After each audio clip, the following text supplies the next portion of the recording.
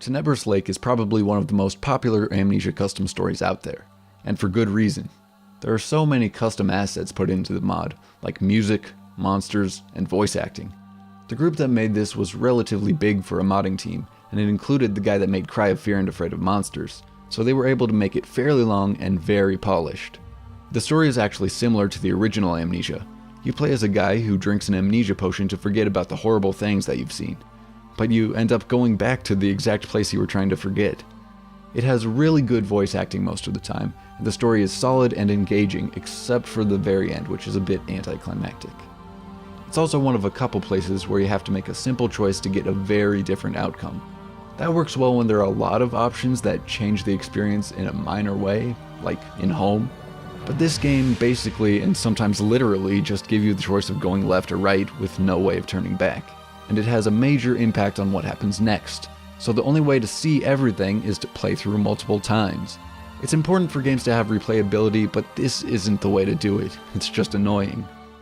I've talked before about how I like it when custom stories reward your exploration, like Amnesia: The Dark Descent did, and this game does that great. There are very few items like oil, tinderboxes, and laudanum in obvious places. So if you just run through in a panic, you're gonna miss a lot, so you'll be playing in the dark, making the experience much scarier.